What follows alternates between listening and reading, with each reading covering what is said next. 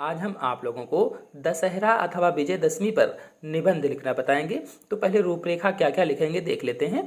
प्रस्तावना, दशहरा मनाए जाने का कारण, समय, वर्णन, दशहरे के विषय में विश्वास और उपसंहार, इतनी सारी हेडिंग लिखेंगे। तो अब इनको एक एक करके समझ लेते हैं। तो पहला है प्रस्तावना। तो हमारा देश एक धार्मिक देश है।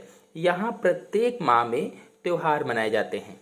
हमारे देश में प्रायः दो प्रकार के त्यौहार मनाए जाते हैं, एक राष्ट्रीय त्यौहार और दूसरा सामाजिक त्यौहार। यानी हमारे देश में दो तरीके के त्यौहार होते हैं, राष्ट्रीय और सामाजिक। राष्ट्रीय त्योहारों में आप लोग जानते हैं 15 अगस्त, 26 जनवरी, 2 अक्टूबर, ये सभी राष्ट्रीय त्यौहार होते हैं। और सामाजिक त्योहारों में रक्षाबंधन, दशहरा, दीपावली, होली आदि सामाजिक त्यौहार होते हैं। तो इसी में दशहरा भी एक प्रमुख त्यौहार होता है। चलिए अब आते हैं दूसरी हेडिंग, दशहरा मनाए जाने के कारण पर।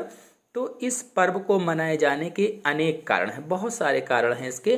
कुछ विद्वानों का कथन है कि इसी दिन रामचंद्र जी ने लंका के दुराचारी राजा रावण को मारकर लंका पर विजय प्राप्त की थी।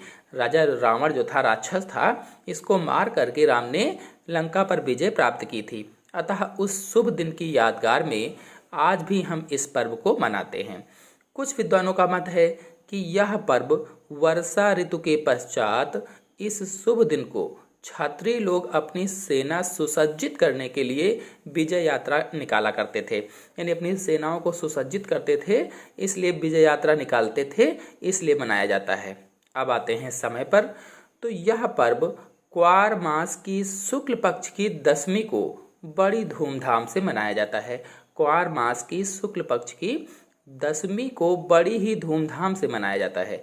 वैसे रामलीला आदि के आयोजन बहुत पहले से ही शुरू हो जाते हैं, जो इस पर्व का एक अंग होते हैं। यानी बहुत पहले से ही कार्यक्रम एक एक करके शुरू रहते हैं, रामलीला वगैरह होती रहती हैं, जो इस पर्व का मुख्य अंग होती हैं। चलिए अब आते हैं अगली हेडिंग, वर्णन पर। तो दशहरा पर्व को मनाया जाना प्रत्येक स्थान पर लगभग 15 दिन पूर्व से रामलीला के रूप में प्रारंभ हो जाता है। चाहे जहां भी दशहरा मनाया जाता हो, लगभग 15 दिन पहले से ही सारे कार्यक्रम होने लगते हैं। रामलीला में सबके सम्मुख रामचंद्र जी के संपूर्ण जीवन की झांकियां बड़े ही सुंदर ढंग से जन समुदाय को दिखाई जाती हैं। यानी रामचंद्र भगवान की सुंदर सुंदर झांकियां दिखाई जाती हैं। स्त्री, पुरुष, बच्चे और बूढ़े सभी रामलीला को बड़े ही चाव से देखते हैं। चाहे वो बूढ़े हों, चाहे बच्चे हों, चाहे स्त्री हो, चाहे पुरुष हो, सभी बड़े चाव से रामलीला को देखते हैं। दशहरा के दिन बड़ी धूमधाम के साथ रावण का वध किया जाता है। इस दिन कागज का एक विशालकाय रावण का पुतला बनाया जाता है। आप लोग मेला गए होंगे तो देखा होगा, कागज का बहुत बड़ा सा रावण का पुतला बनाया जाता है और उसके पेट में पटाखे भी भर दिए जाते हैं, पटाखे भी लगा दिए जाते हैं, ताकि जब वो जलेगा तो दगेगे, आवाज़ भी आएगी।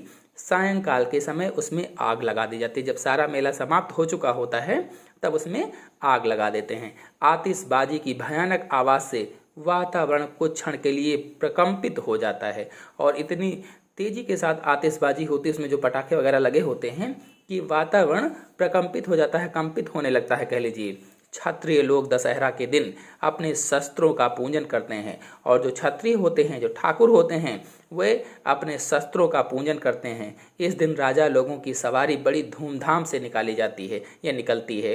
वैश्य लोग इस दिन अपने बही खातों और बाँटों की पूजा करते हैं। जो वैश्य लोग होते हैं अपने बही खातों की पूजा करते हैं, अपने बाँटों की पूजा करते हैं। आते हैं दशहरे के विषय में विश्वास पर।